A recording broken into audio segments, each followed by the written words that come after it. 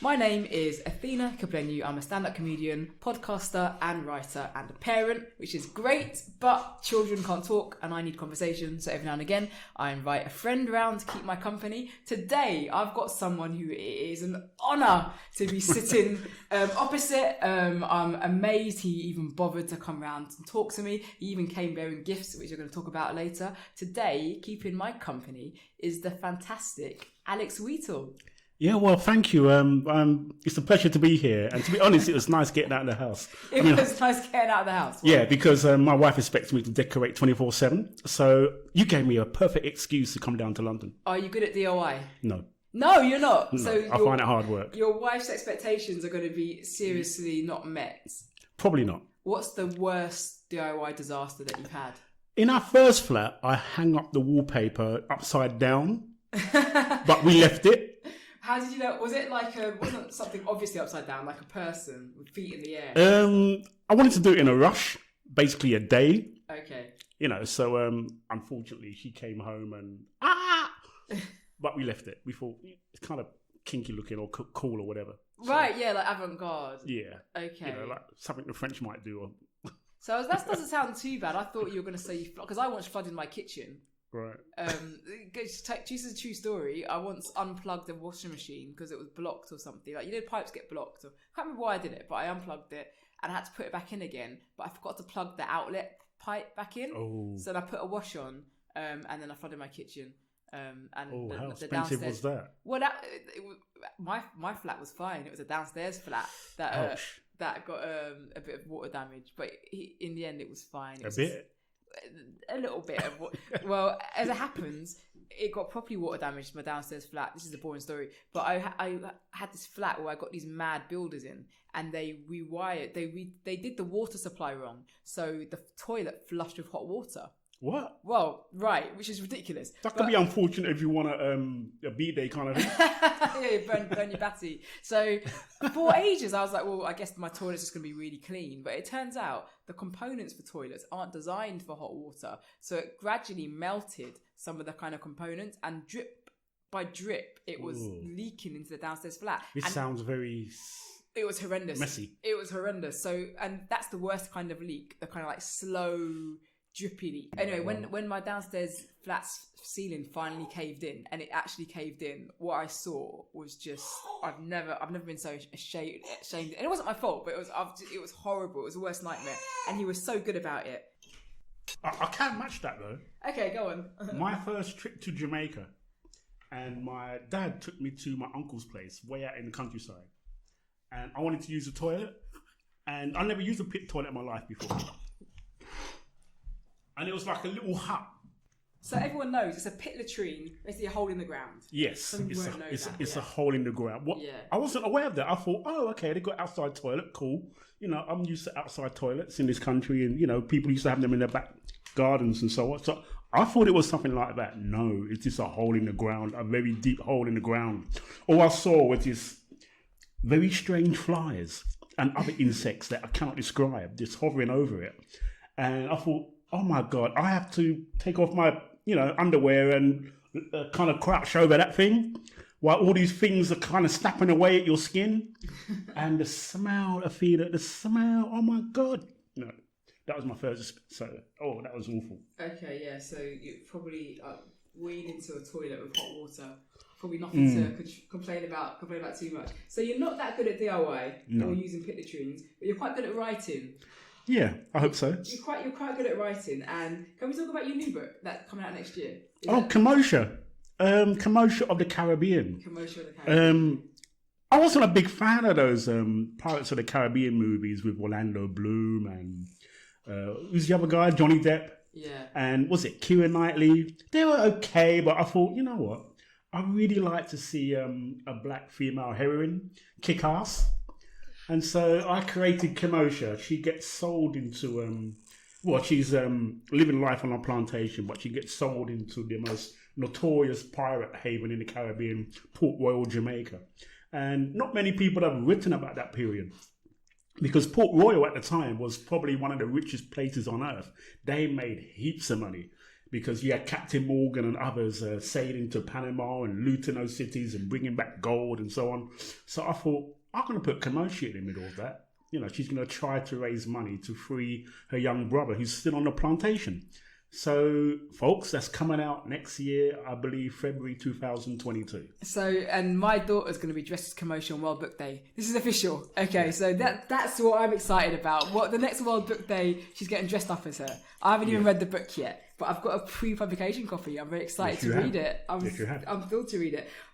It's interesting when you talk about what you said about there are things that just aren't spoken about, or stories that aren't told a lot of, enslaved societies, mostly because we couldn't read or write. So why would we record them? It's one of the reasons I love Marlon James, because I think the way we can record this history is to kind of understand as much as we can and write novels, because we don't have the documents, but we have an idea of what happened. Is that something that was on your mind when even though this is young adult fiction and it is fiction, did you think you're also documenting something important when you're writing? I believe so. I believe that all of our lives are important and we have to document those lives. We cannot just document a certain society's their lived experience or whatever. What about our lived experience? Yeah. And so I try to, in all my work, everything I've done, even when I was a DJ, I tried to relate my experience and the people around me, what their lives were like. And so, playing sound systems from 16, 17, one of my first lyrics was about the complaint neighbour knocking on your doors or gates at 2 a.m. in the morning. And so I will get back into my little hostel, in my little room, and say, the complaint neighbour, and so on, So again, I'm documenting our experience or how we lived our lives. And I haven't really changed in that aspect. When you were on the sound systems and being a DJ and stuff, did you ever imagine you'd be a novelist? Oh, Lord, no. Lord, no. I wanted to be the next Bob Marley, man. I wanted to look out to see 30, 40,000 people in the audience, me strumming guitar, but the only thing, I could write lyrics, but I was rubbish at melody. Right. And so where the other DJs, people like Tipper Irie, Smiley Culture, Asher Senator, the whole Saxon crew, maybe you're a bit too young to remember them, but they were incredible, and they were lyrical as well, and they had melody. That's one thing I failed, was melody. I had the words and the lyrics, but no melody. So that's why I probably never progressed in that field. But you found you were good at it. Yes. And you led into that. And it kind of worked to my favour a little bit, because with those guys, it would take... they could write a lyric in one night. I can never do that. I can never go to the dance and do freelance stuff. That wasn't me. I had to write maybe 4 lines, come back the next night and write another 4 lines until maybe 2 weeks later, I might create something that was worth kind of chatting to the crowd. That was my development kind of thing. So you were more methodical? Yes, I was. Yeah, and do you have the same approach to writing books? Absolutely. I had the same discipline. I get up early in the morning and I create.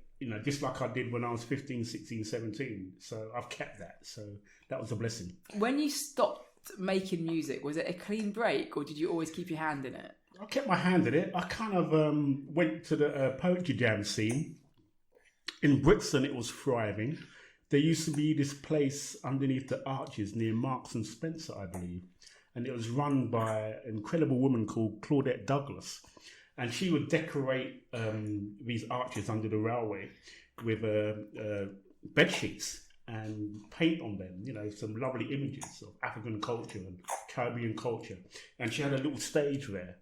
And that is where I took my steps to, being a so-called poet. Right. But I used to find it nerve-wracking, though, because I was always used to a heaving crowd to perform to, and the music. But it was quiet and people were sipping their expensive coffees and so on, or their mixed mineral juices and stuff like that. But it served me well because it built up my confidence. Yeah. Because I think sometimes I would use being a DJ to kind of deflect from the trauma that I had. But being a poet, I could finally confront my past, my trauma, my life at a children's home and so forth. So in that way, it was very good for me. we spoke a little bit before the podcast about trauma, and you mentioned that comedians have a lot of trauma, and I was like, nah, not me. My comedy's about politics. But there's always, I think, whenever you create art, a lot of it comes from the personal. Yeah. Do you think that creating art is therapy, regardless whether you realise it or not? Not for everybody, I'd imagine, but for me, it definitely was. Yeah. I think I needed to look within myself and try to express myself, because for so many years, especially my young years, my teenage years, I had all this incredible anger inside of me that I carried with me wherever I went. Yeah. And sometimes when I was a kid at school, I would get into fights, and I used to stay up at night thinking, why did I fight that guy? There seemed to be no reason or rhyme to it, why I would suddenly lose my temper. But when I look back now, I was probably looking for some kind of outlet to vent my fury. Yeah. Because I would have endless social workers, and they would come and see me. Alex, you okay? How you doing? You know, and I'd never reveal what's occurring in the children's home or what my lived experience actually was. I'd never reveal it because I wouldn't trust them. So I definitely a lack of trust for any authority figure. And so I think in my teenage years, that all come to a boiling point, you know, where I almost had a breakdown when I finally went to prison in 1981, where it all came out, where at last I felt I could trust somebody and to just offload my trauma, if you like. I think that's really interesting that you found solace in prison, which is not normally weird. The story for young black men. Do you do a lot of work with prisons at the moment? I used to. I don't have too much time to do it now, but when I was first published, me and Courtney Newland, in fact, I started my prison work with him. I remember we went out to Wormwood Scrubs, and we did an incredible session there and spoke to a lot of men there, and that's how it all started. And then from that, I would go to young offenders institutions. I must have attended most prisons in the country, I'd imagine. Yeah. Even those far off in some distant isle. Like, I think there's a couple of prisons on the Isle of Sheppey that I once attended. There's one in Portland, in Dorset, which is sort of infamous as a kind of as a prison. Yeah. It's supposed to be like super harsh there. Yeah, and I went to the one near Charlton. What's it called? Oh, I don't know. I can't remember. It's high security, and the one up in York. Wow. Okay. And it really saddens me when I meet a lot of these men, and they can be so creative. You know, very creative. If they were, you know, went down another road, who knows what they could have made of their lives. I think a lot of it is opportunity too. Yeah. So I always talk about my privilege of being a performer. Like, if you want to be a stand-up comedian, you live in London, you can kind of perform anywhere. There's open mic nights anywhere. If you're fairly middle class, you can conceive it as a career. Whereas if you're not, maybe you can't conceive being a creative as a career. Then when I started quite late, so I already had a job, so I could subsidise my comedy career with like the decent job that I had. But if you don't have these things, it's not an option, and creativity isn't seen as something valuable. Because, and also there's a get rich quick mentality that some communities have, which is not what happens when you're a creative. So you see the creatives working and they're really rich, but you can't get to that because it takes so long. So it doesn't surprise me that there's lots of untapped creative potential because they're not given the opportunity, they're not given the incentive. Yeah, I guess when I was young in Brixton, the only guys who seemed to have money were the sound system guys, or if you sold weed, that was it. Nobody else, you know. And so I love the sound system environment and, you know, the spaces that it offered for creatives.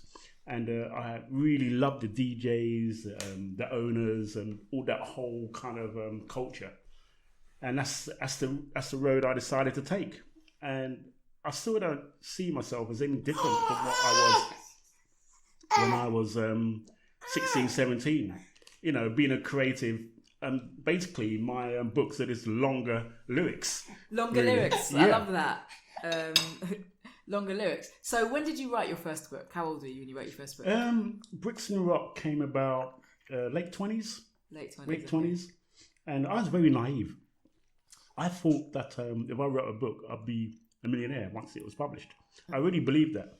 And I had no idea how to go about it. So basically, I started just like I start any of my poetry or lyrics. I had a pen and a notepad. That was it. And when I completed the first draft, I very happily whistled on my way to one of the top literary agencies in London. It was near Chelsea Harbour. I cannot remember the address, but I remember going to Chelsea Harbour. I thought, yeah, Chelsea Harbour, man. This is going to be so good. You know, I'm going to buy a BMW at the end of this. I'm going to have my yacht and all them kind of things, you know. And when I got to the reception and the lady at the reception told me that, do I have a type version? I was mortified. So you wrote the whole book out? Yes. On notepad? Okay. Yeah, by longhand. And she said, I have to type it double space. I said, are you kidding me? I mean, and in fact, the Brixton Hustler came out of me because I said, I'll tell you what. If you type it up for me, I'll give you a touch. I'll give you, say, 15%. Maybe, you know, maybe if that can't work, maybe 20. But the advance would have to be big. You know what I'm saying? $500,000. But she wasn't kind of feeding that. And I had to go home and kind of, I've got to learn to type. And so, in fact, when I got home, I threw the manuscript under my bed. I didn't think anything of it. Until I met another one of my hustler friends. And he was like one of those a Del Boy kind of character. A Brixton Del Boy. Alex, man. Yeah. I heard that you want to write, man. Yeah, man. You want to write? I've got a typewriter, man. Trust me. £10. You want to see the instruction book, man? It tick. You know, that's how I used to chat. And I went to his house. And I think he stole it from his granny or something. You know? So, and I don't think the P worked. If I remember rightly, I don't think the P worked. Every time I type P, where's the P? So it's Plantain, not Plantain. Yeah. So I typed it up and I sent it off again, and I got, how many rejections did I get? Almost 30, I believe. I think 28, 29. But I was one of those mad believers, and I was one of those people that maybe too confident. Because I used to phone them up. What do you mean you don't want to publish it? What are you talking about, man? The book's bad. No, like the book's bad. Why would you sell us a bad book? So I just could not believe that nobody wanted to publish it. So I thought they were all idiots. Yeah. And I think that kind of crazy ignorance, if you like, that got me through. I wasn't like, oh no, they didn't like my book, man. You know, I was never like that. I was always confident that one day Brixton Rock will be published. And that's really interesting because publishing is notoriously white and notoriously undiverse. Yeah. So did you ever think to yourself, I'm entering a world that people like me are normally excluded from? Or did you just think, I'm just going to do this? A bit of half and half. And I guess I was encouraged by the likes of someone like Bob Marley, for, you know, one of my idols.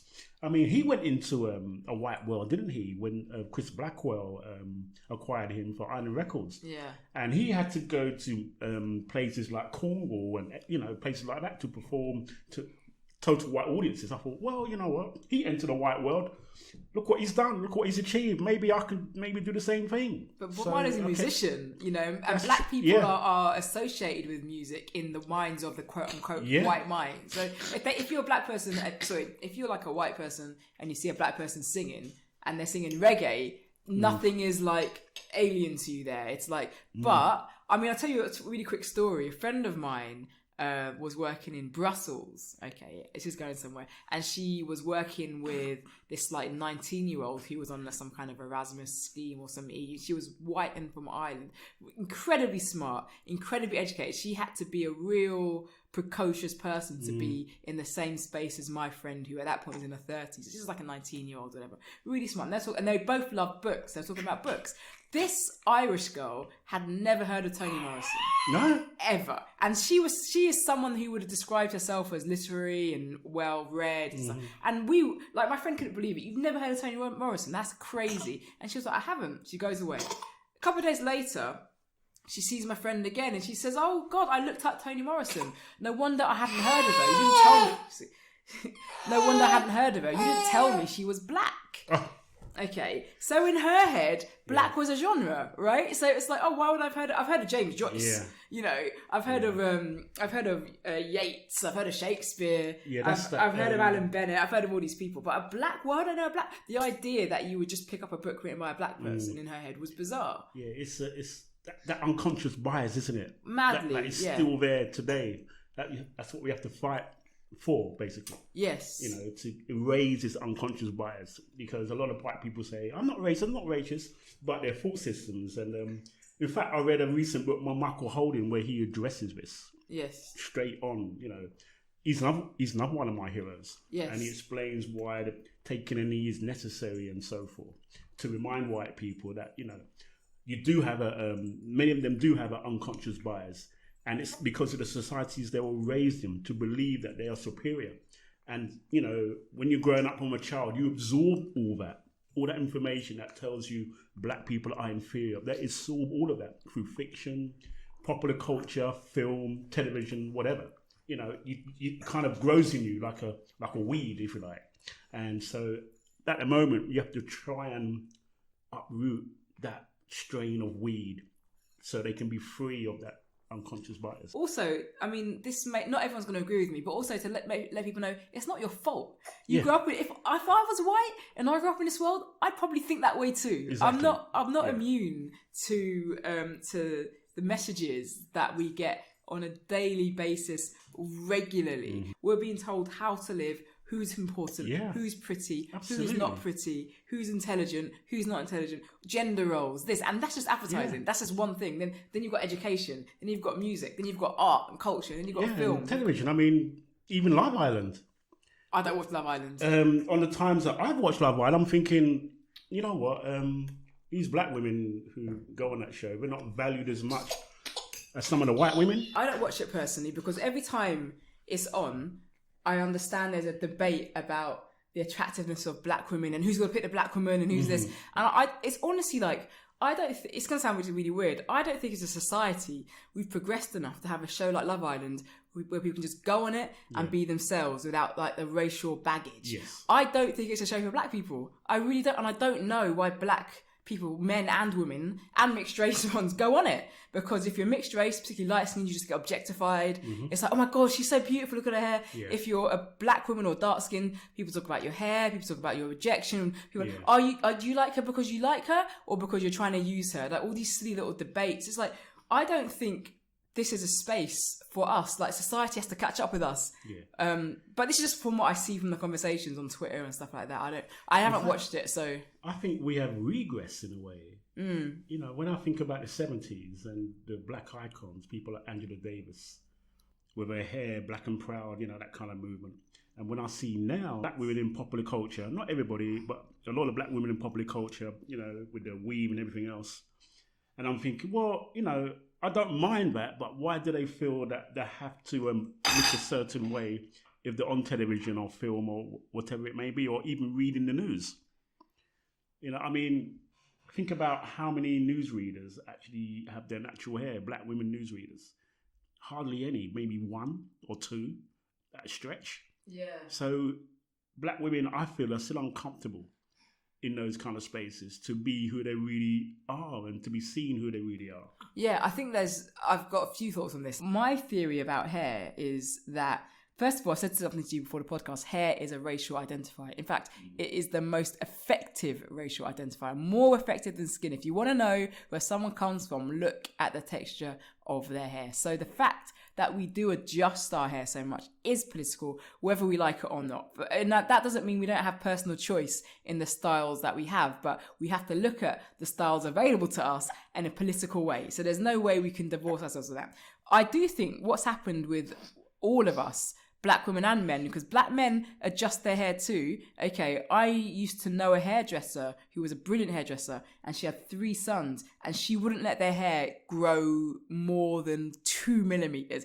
She would consider it messy if their hair was in any way combable. Okay, that is no different to someone who relaxes their daughter's hair at 3 years old. That rejection of the afro hair, I don't want to see this hair on your head, or the shape up culture, this shape up culture is for me no different to weave culture or whatever. You're literally saying, I want my hair to be as straight as possible. I don't want my hair to look like an afro. Yeah. I want it to be phenomenally neat. And that has come because of how we define neatness and how we define presentability and stuff.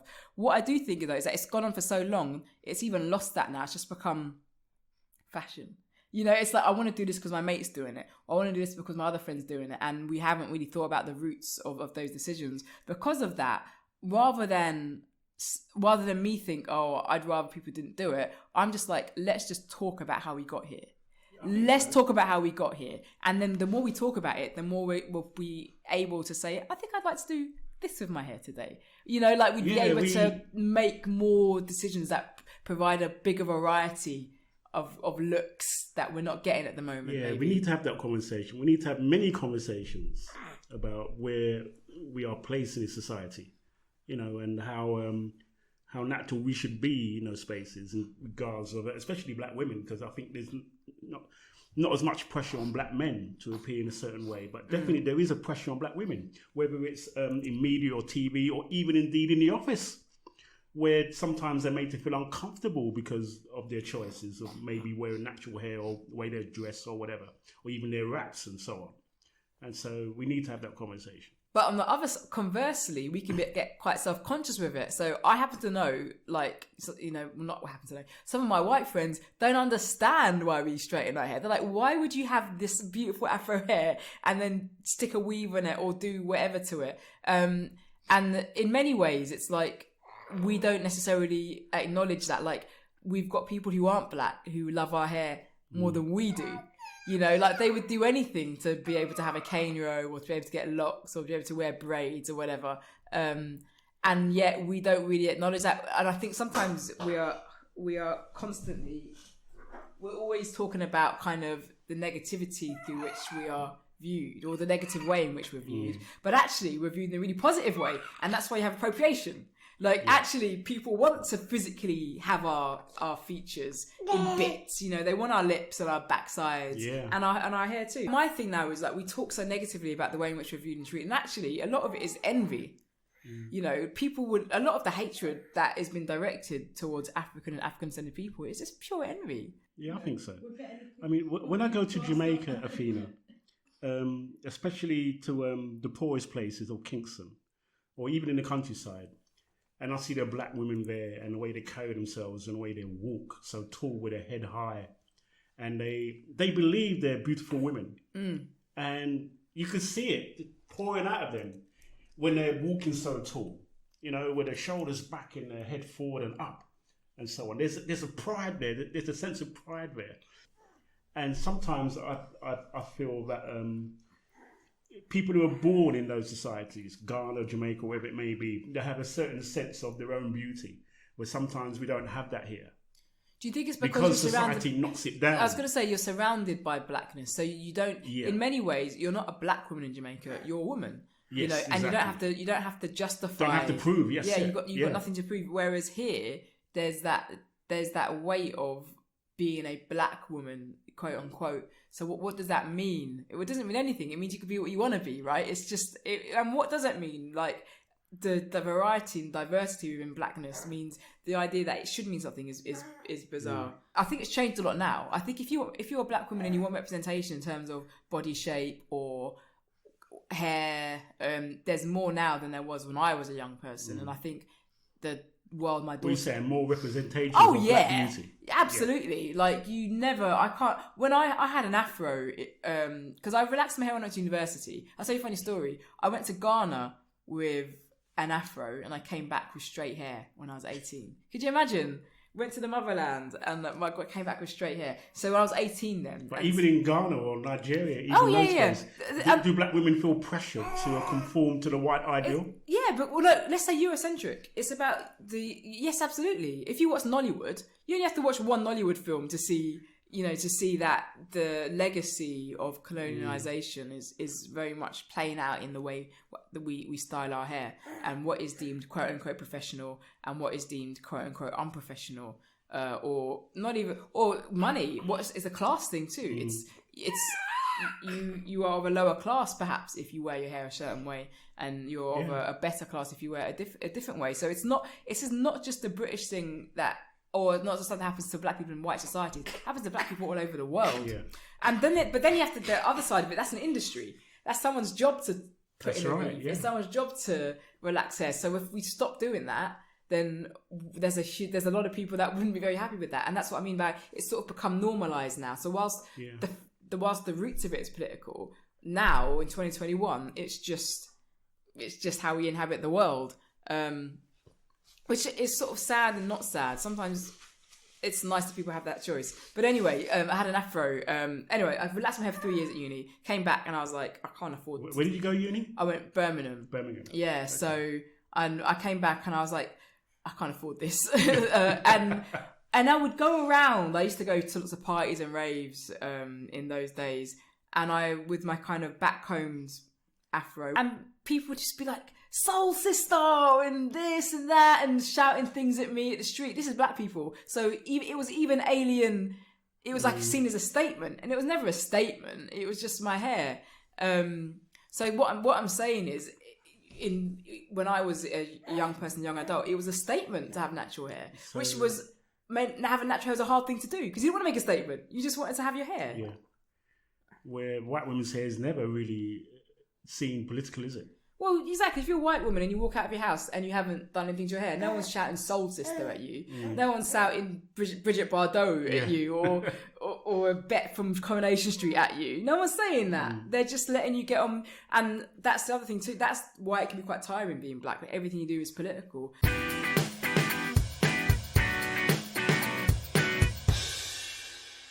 Athena, growing up here, you grew up here, right? Well, I grew up in East Finchley. Who did you latch onto as a representation that I want to be like her? In regards to black women or any kind of black representation in popular culture. Was there anybody who you thought, I want to be like her? That's really interesting. She's me, or I want to be her. I never really had anyone, but I loved Eternal, the girl band. I liked rappers, so I like Moni Love. I like Salt and Pepper. I like Lauryn Hill. Lauryn Hill was a big creative inspiration for me.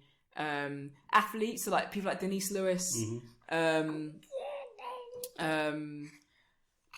I was a bit older, but like Shelly-Ann Fraser and all the Jamaican sprinters. Merlene Ottey. Do you see how random it is though? Like, what kind of 9-year-old girl is like, worshipping Merlene Ottey, right? But I can honestly say, I'm not saying there weren't any black women role models in the 80s and 90s. That is absolutely not correct. So I'm not sitting here going, where were you all? But I'm just saying, just to say there was a dearth of kind of black British female representation generally, and also just like the positioning of black women as desirable or attractive. I can't think of anyone, and the people who were positioned that way were like Halle Berry, or Mel B, or so like mixed race, light skinned, kind of like their hair is kind of like fell like this, and I've got dreadlocks now, so I can do that too. But I can do this. Well, when I was a kid, there were so very few representations of black women in popular culture that I used to dream. This is the recurring dream that Diana Ross, Mary Wells, the Supremes. I would dream that one of them would come and say there was my mum, and come and collect me and foster me or whatever. And I used to think that could be my mother because I saw so few black women in my world. None really, none. Even black men, I never saw any. Only there was one painter and decorator who was. His depot was in Shirley Children's Home, and he used to take about 2 or 3 buses from Brixton, and reach work about 7:30 in the morning. And sometimes I would see him walking down the road, and I remember there were times when he said good morning to me, or I'm sure he did, but I had no idea what he was saying. So that's the only black man I saw when I was very, very small. But I saw no black women whatsoever. So the women that I did see, the black women that I did see, I kind of imagined that they were my mum. Yeah. So that's how powerful it can be. Really those representations. Think about that's what we had. Now think about what a white person has. Like, yeah, exactly. Everyone. Yeah. If you want to have a white person to have a crush on, you've got that. If you want to have a white person to be maternal, you've got that. If you want an auntie, you've got that. Any kind of representation that somebody can have is there. And it's really interesting. Like, you asked me that question. I never thought about that before. Especially, my situation was definitely not like yours. But I have an Indian mother, and I grew up in a white area.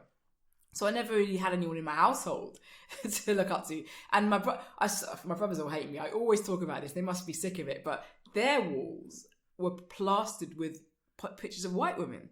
they didn't have any black women on their walls. So I was far too old as a person before I realised, people are attracted to black women. It never even occurred to me. So when you went to school, did you feel as attractive as the white girls in your school? No, of course not. And I think... So when you got to talk about boys and stuff, you felt kind of left out? You thought, No, because this is the crazy thing. I didn't feel left out because I thought that was the natural order of things. I didn't... What I'm thinking now, I didn't have the words or the lexicon or the education to think in those days. So I just thought, she's got a boyfriend. That's nice. I'm sure that's nice. Do you know what I mean? That guy fancies her. That must be nice for her. I didn't even think of it in a I feel really sad kind of way. It would be like it would almost like being sad because you get wet for being in a swimming pool.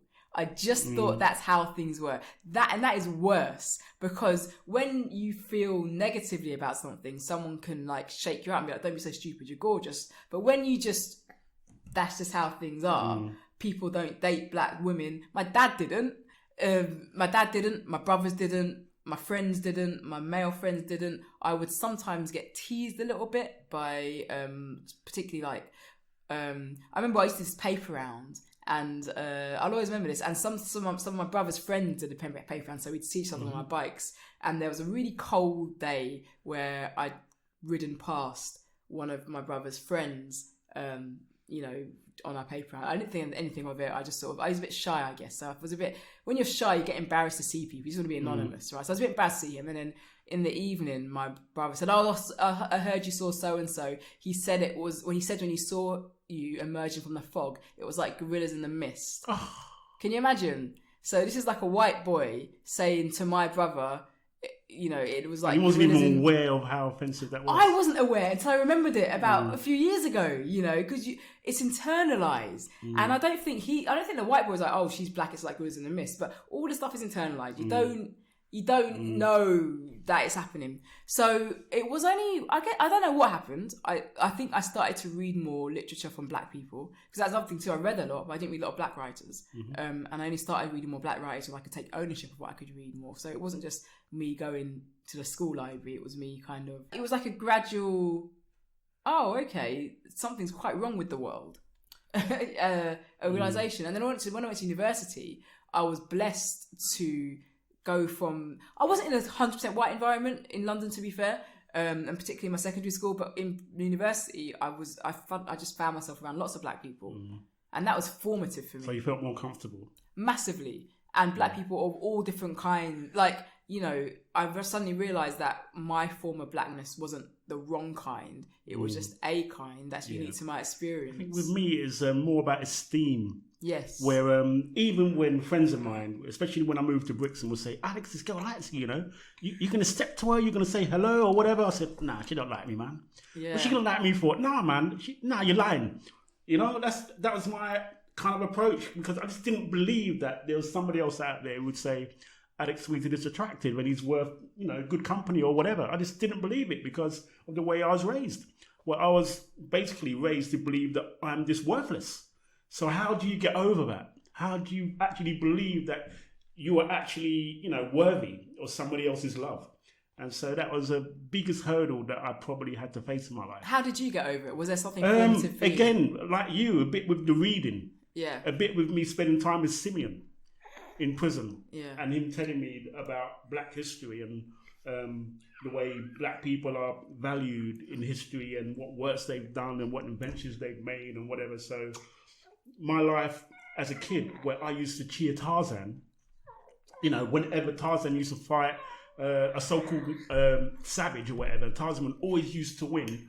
I said, "Yeah, go on Tarzan, kick him up Tarzan," kind of hating myself really.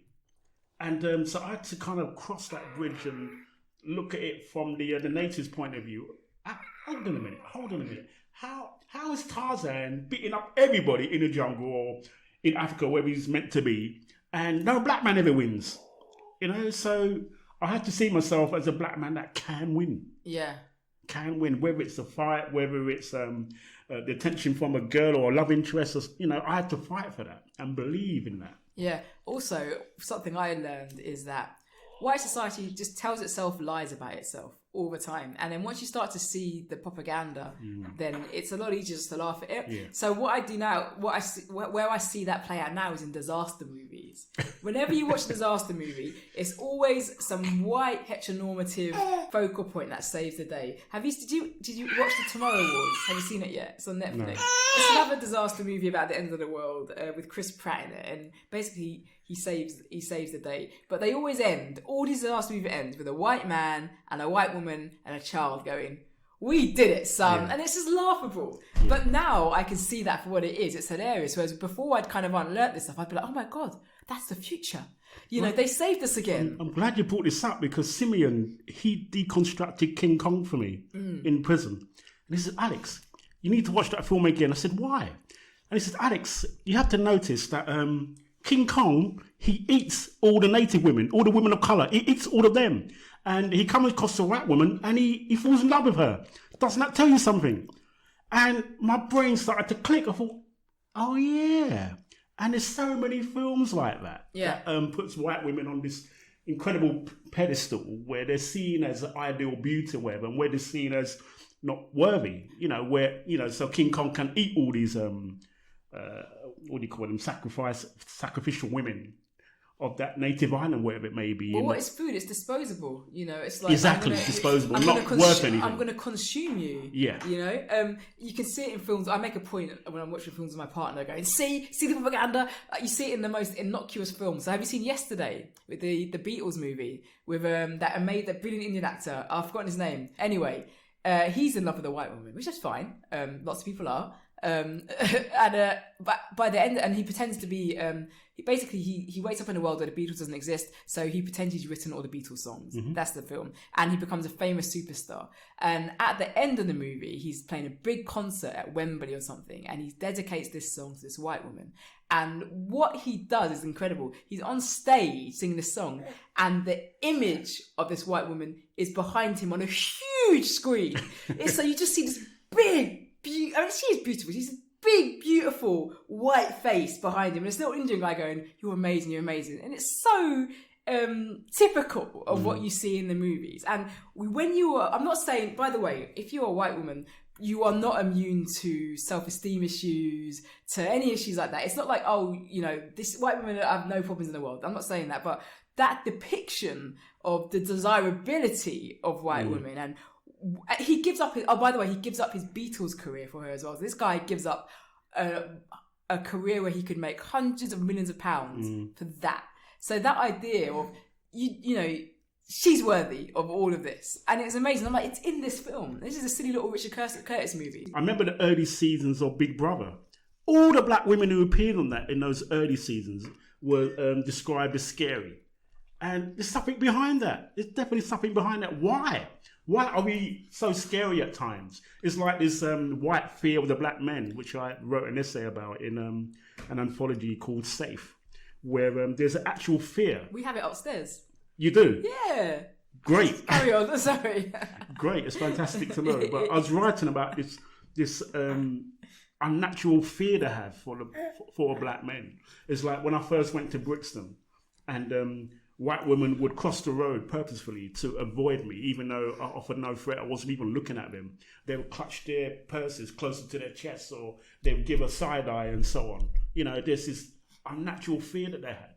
And that's probably because that is what the society they was raised in. They were taught to fear us. Yeah. Just like in the Deep South, where there was this fear going on. And what happened there? They lynched them. Yeah, because of that fear. The fear, the deep with America was, we think you're going to take our women. Exactly. Which is just bizarre. Let's think about this fear, because this is how I think about it. All things being equal, if anyone is going to be scared of anything anybody, it's us. Yeah. And think about everything that white people have ever done. So not just black people, but anyone who is considered to be a native population or anyone of colour. It's like, we should be clutching our purses. Yeah. We should be crossing the road. It's that, especially in the kind of in the times when you were a young person. It happens now, but like with like the National Front. And the BNP, and it doesn't make any sense. And that's when you realise how effective propaganda and society can be in making people corrosive. Feel it's corrosive. That's exactly the word, and how hard it is to unlearn that.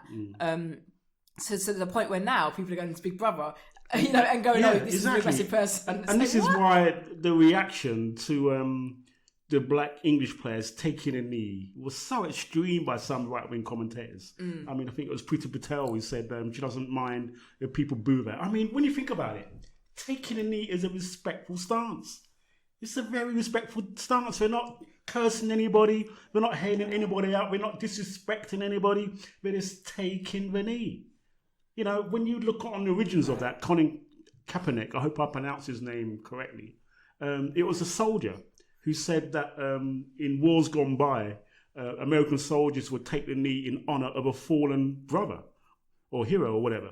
And so Kaepernick took that idea and took it to American football. And look what happened to him. Yeah. They destroyed his career, just like they tried to destroy Muhammad Ali's career when he made his stance. And so you think, my God, what can we do to protest?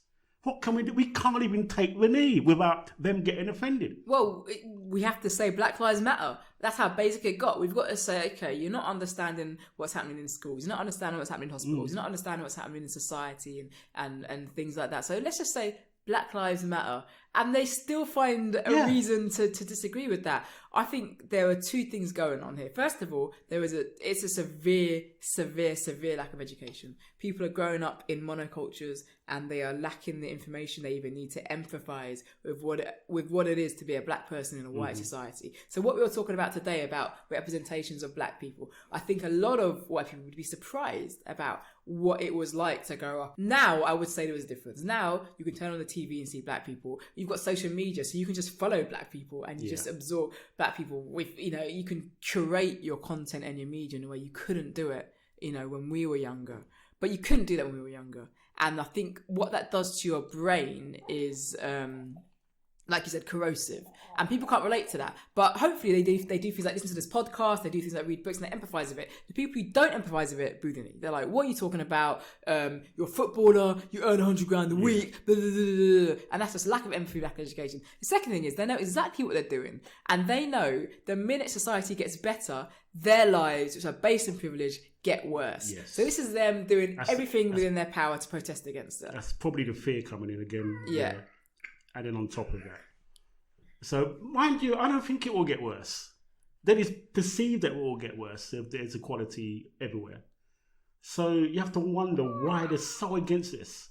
Why they're so against it, and they're trying to call it Marxist. I mean, I'm sure some of the, you know what? When I saw those marches last year, Athena, all over the world, New Zealand, India, everywhere, it was the greatest joint kind of protest in history, without any doubt. Athena, I cannot remember seeing any Marxist ideology, flags or banners, anything.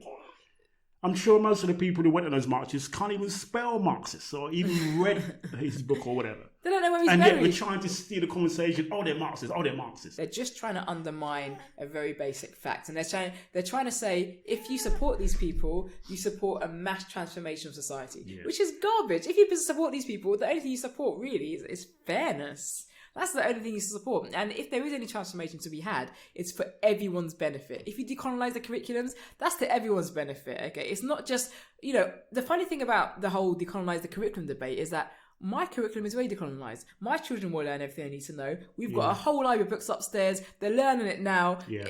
This is for you. Yeah, we can make that choice. Yeah, we are born with an understanding, or hopefully now we have and we're raising our children with an understanding of who they are, where they come from, the truth. My kids will learn critical thought before a lot of other kids will know long division, because they need to be armed with that so they can process the world.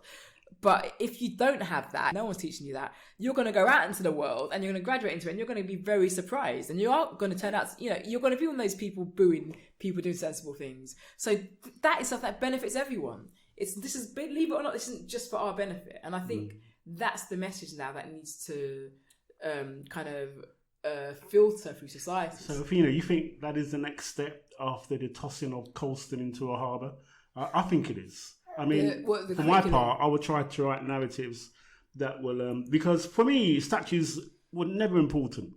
Because when I walk around central London, it's very rare that I'm going to stick around for half an hour or so to read the inscription below a statue or figure. But going to school, I do know about Queen Elizabeth I. I do know about the Armada. I do know about Henry VIII.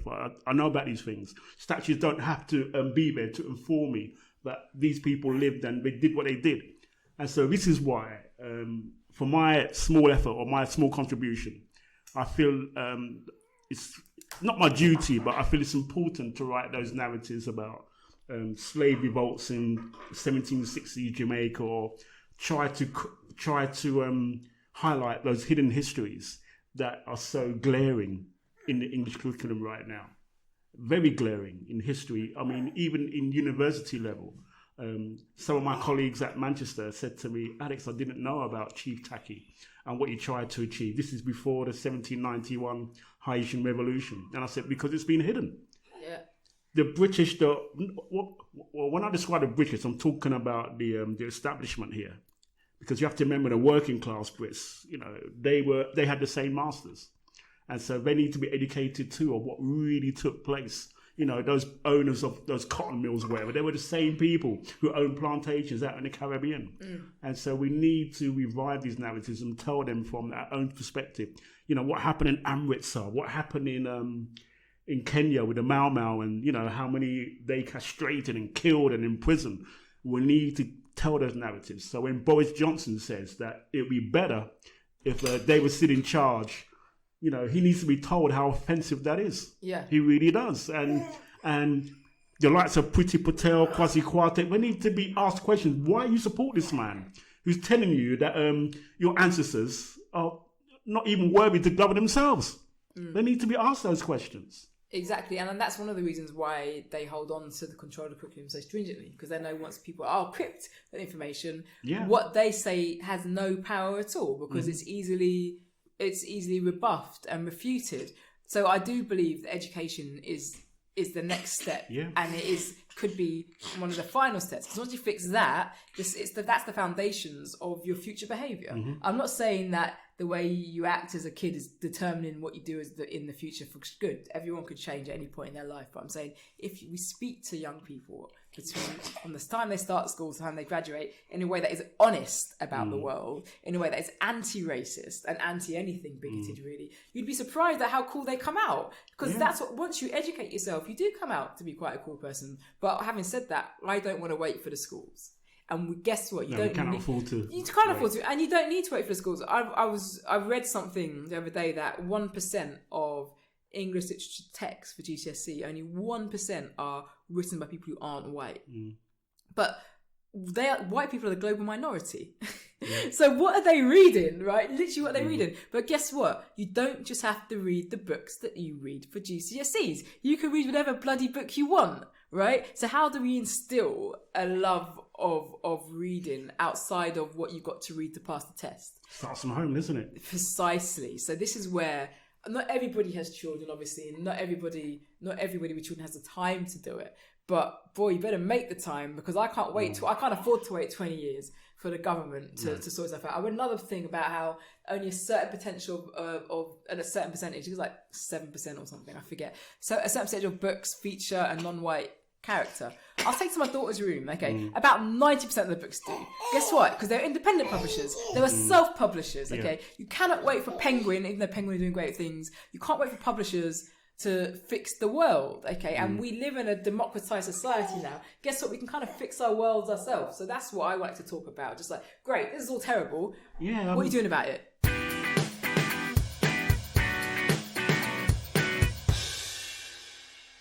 Yeah, I mean, there was the Black Writers Guild that was created last year, and but I really feel what's more important that we support our own business models, our own publishers, and so on. I had a bit of a falling out. Oh, I love it. I love the tea. I love tea. Tell me more. Yeah. Well, first of all, I didn't agree with that they had a black publisher on board. I thought it was a Writers Guild, not a Writers and Publishers Guild. So I kind of balked at that. And I felt a little bit that it was jumping on the George Floyd bandwagon. I felt that too, because I didn't hear the people who organised this thing talking about black deaths in custody in the UK. You know, I've been an activist for many, many years. I've written about the things that happen in police cells and whatever. And so I thought, you know, you've got to address what's happening here, not just being a reaction to George Floyd. And also I feel that it shouldn't be elitist in any way. It shouldn't just be a platform for where elite writers can just have their spaces so they can perform their works and read from their works and so on. It's got to be something for aspiring writers as well. That's just as important to me. And also, I'm a bit of a Garveyite. So I believe that we really need to encourage and help those small black publishers' independents that are emerging, like Knights of, there's Hope Road and so on. We need to give them more support because it's so hard for them to get their products into the shops and so on. We need to support them. And so I feel I'm not really into something that is only going to better myself. As, I don't know, some people might call me an elite writer, but for me, that's no use to me.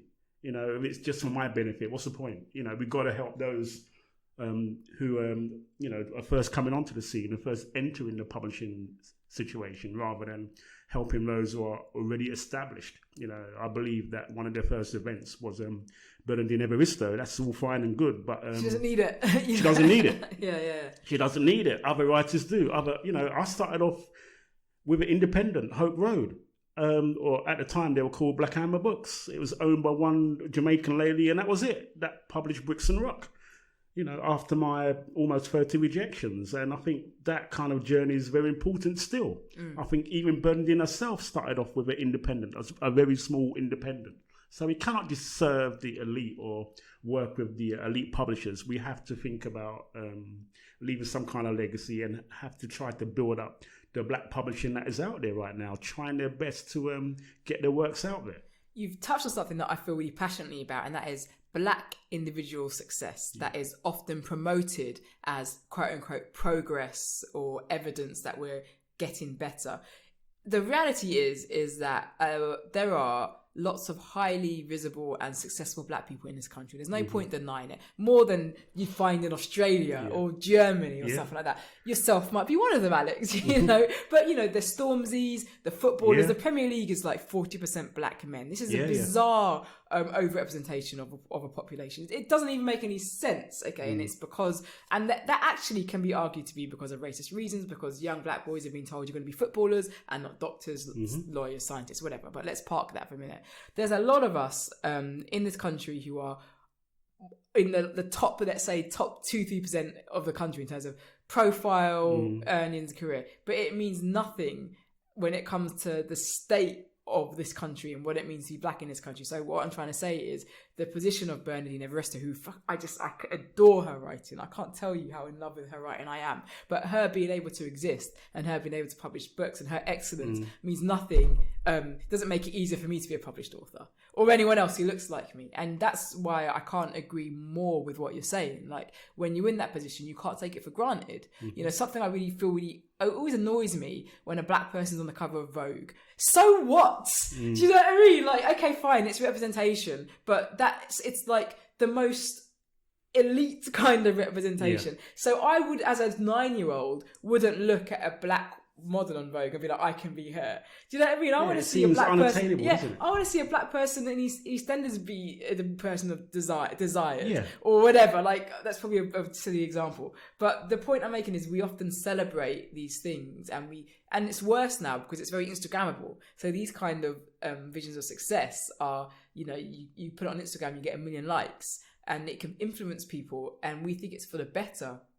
And it's very capitalistic too. So it's like, I'm an individual and I'm very rich and I'm very wealthy and I'm very attractive and I'm black, so you can do it too. And it's like, that. What you're saying is, if I'm not there, it's my fault. And that's not how it works at all. If I'm not there, it's because the environment, there's lots of reasons, but if we don't create the environment for that, for the opportunity to be there, then it's not going to work. So I'm sad to hear that about the Black Writers Guild. Well, that's my own particular position. I mean, I'm sure it can be of use to many writers out there, but it doesn't fit me. I feel it can't serve me for what I want to do and what the kind of legacy I want to leave. You know, I just feel uncomfortable with what stance they're adopting. Yeah. So it's just a personal thing. It's, you know, not to say that they're not doing it, you know, things correctly or whatever. It's just my own. Well, you have stance. values as to what you think a black collector should do, and it doesn't quite align with you. It doesn't mean what they're doing is wrong. It just means your ambitions are slightly different. Yeah. Would you ever start up your own publishing house? Oh, I thought about it. If I'm in a more financial, better position, then maybe I'll consider. Buy the book, guys. Buy the book. February 2022. Buy the book. In fact, it's funny you say that because last year I filmed my first little short. Right. And so I want to develop that kind of side of the business. As in, you wrote the script? No, somebody else wrote the script, but I funded it. I got the crew together and so on. I produced it and so on. So it's something. What's it called? What's it called? I can't even bloody remember. It's about a young. Is it about a white woman? No, it's about a young black woman being rejected because she's slim. Oh, lovely, Marga. Marga. Okay. Yeah, Marga. I think that might be the title actually. Yeah, so I want to develop that kind of side of things where actually being charged, because there's not too many black production companies out there, is there? No, there's like Lenny Henry's got one, and I know Steve's got one. I can't remember. Sorry, he just dropped Steve McQueen's name like it's nothing. Just like, oh, Steve, my mate Steve. Right, fair enough, carry on. Yeah, but we need more. Yeah. Okay. We need more. Noted. So it's something that I want to do. Yeah, I mean, I've got scripts that I'll go around the houses, and I want to be the person on the other side of the table reading other people's scripts. Exactly. You know what I mean? Exactly. I want to be the one saying, actually, this is where we need to be. You know, and again, it's a Garveyite in me that we need to be in control of our own destiny. For so long, you know, whether it's writing books or you maybe submitting your comedy scripts to somebody at the BBC or whoever, it's usually someone white at the end of the at the other end of the table. So we need to think, hang on a minute, why is this the case? But Alex, when it's someone black, it might as well be a white person sometimes. Yeah, I've heard that said to me before because they're so steeped in the white superiority thing that they think, oh, you know, they kind of think like they do anyway. So, or rather, they're trying to maximise the success of something getting made. They're not trying to be revolutionary. So that sometimes the feedback they're giving you isn't coming from a bad place. It's coming from, I know what compromises you need to make to get it over the line. So you either make it and you get it over the line, or you don't, and I can't help you. So it's that really complicated thing where it's complicated, but we need to believe in our own product, and we need to believe that we could sell that globally. Yeah. We know how popular we are. We know how good we are. We know how talented we are. And it takes me back to, you know, obviously I was a teenager in the Lovers Rock era where it was self-contained. We didn't need nobody to telling us that this song is not going to hit the charts or this song's not going to make money or whatever. It did.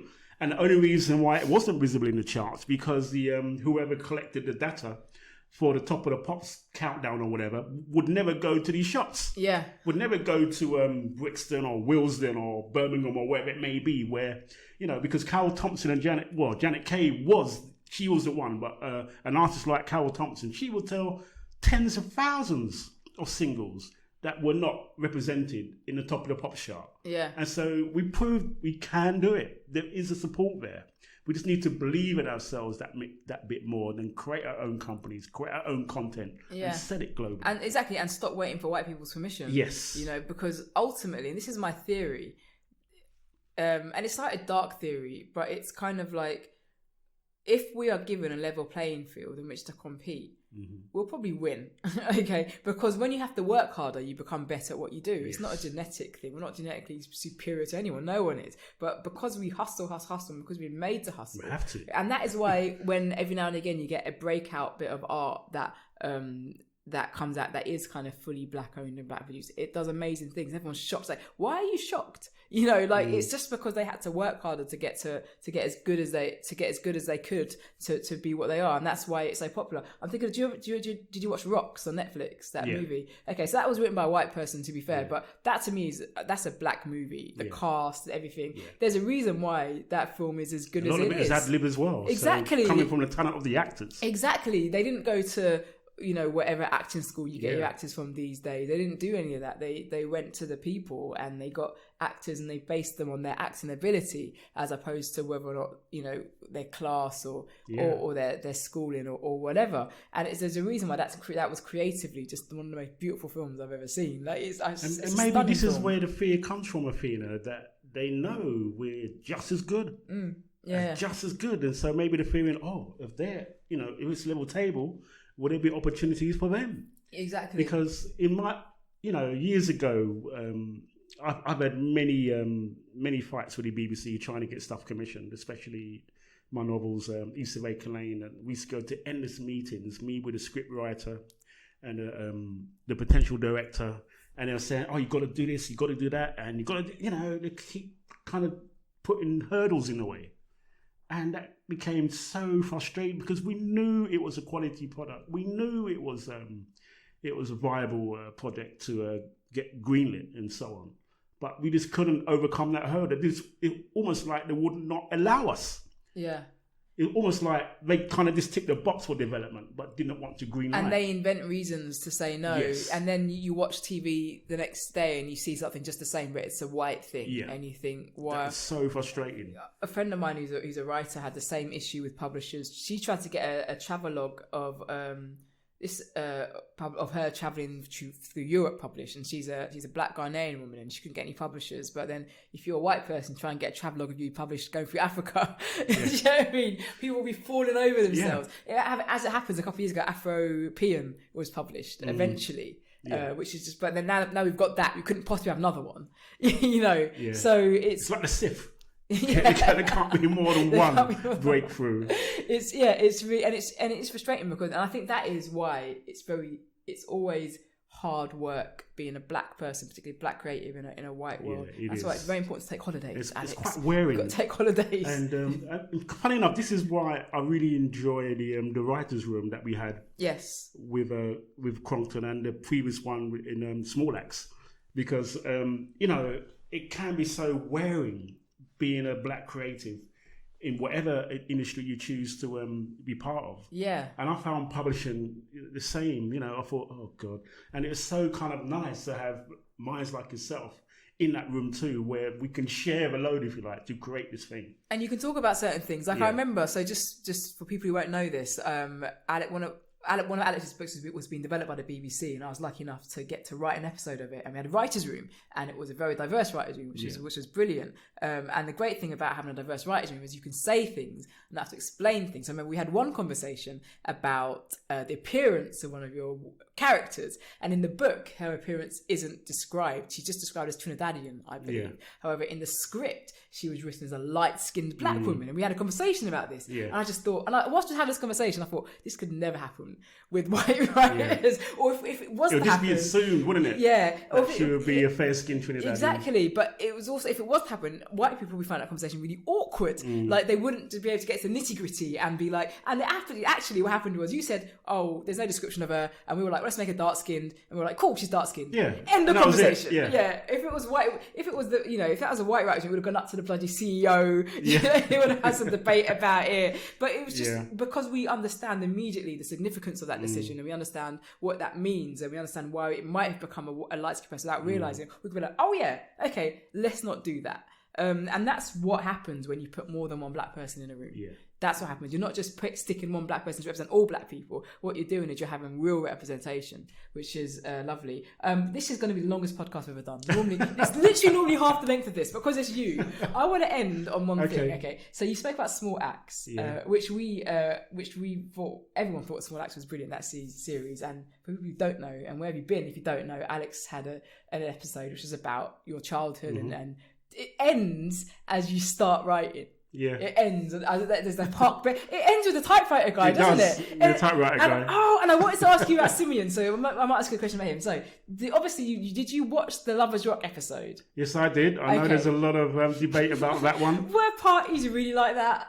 Really? Come on. There's dreads in a mosh pit.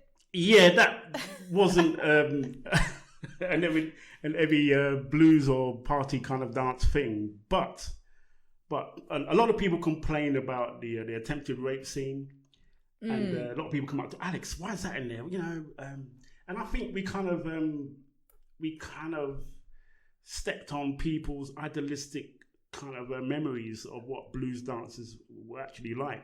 And I have to add, 99% of the blues dances and parties that I went to were fantastic.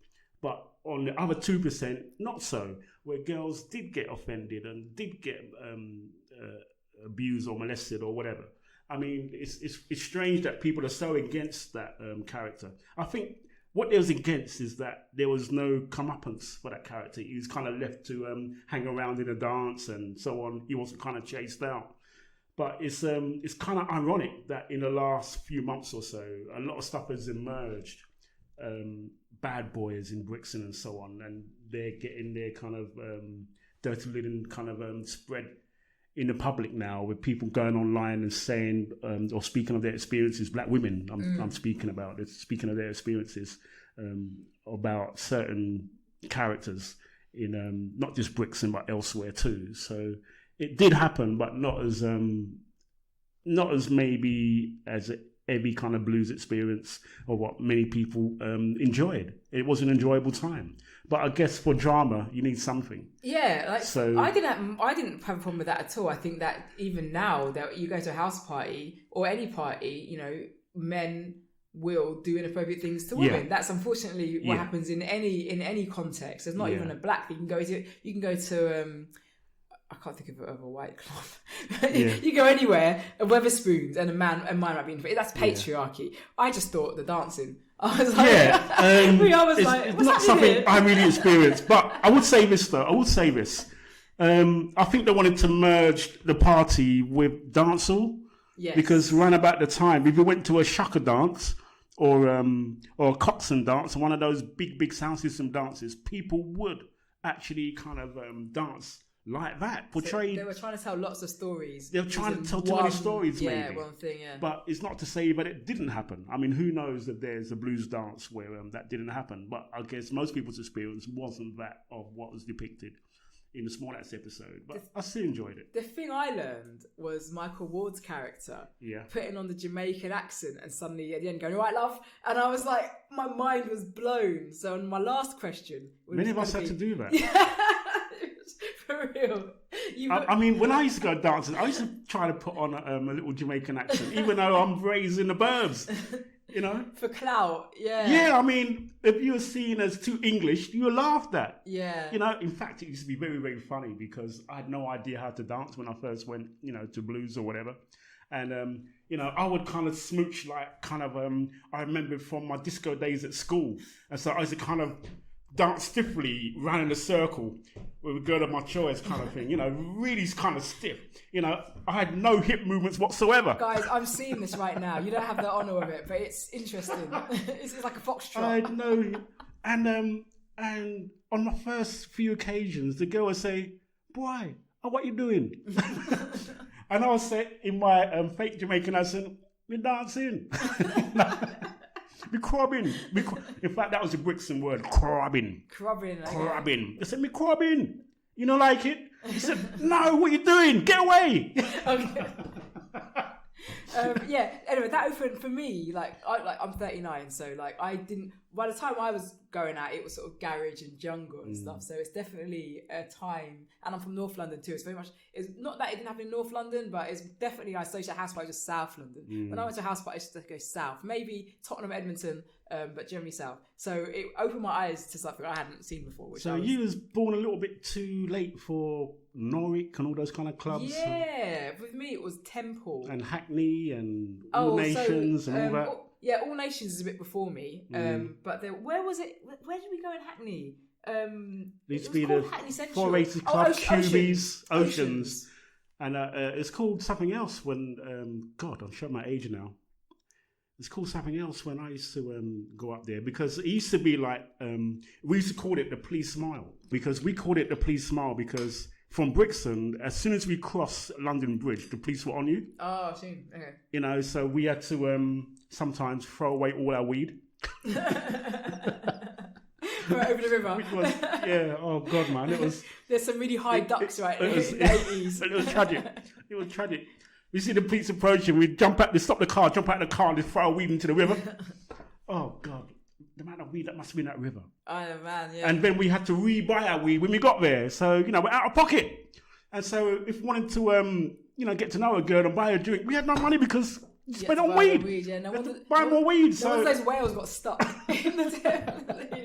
And I could talk all day. I've got to stop. This podcast is too long already.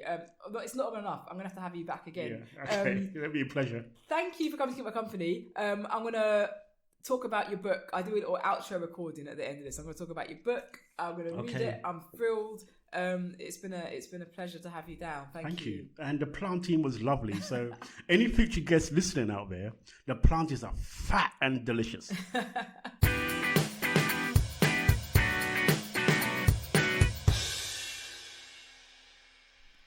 That was the fantastic and amazing Alex Wheatle. You know who he is, writer of so many young adult books. He has a new book coming out in February and I've got a pre-release copy, so I'll be reading that and telling you about it. But his new book is called Commotion of the Caribbean. I'm excited about it. It's about pirates and heroic girls, and it's gonna reveal a lot about the past that we perhaps didn't already know, but it's also going to be a heck of a lot of fun too, so I can't wait to get stuck into it. You can follow Alex on Twitter. He's Brixton Bard, and yeah, just an amazing creative really, and a real honour to know him. And again, thank you Alex for coming to my yard. I've been Athena. I'm a stand-up comedian, writer and podcaster. You can follow me on Twitter, Instagram. I've got a Facebook page as well too, though I don't update that very much. If you like this podcast, please subscribe.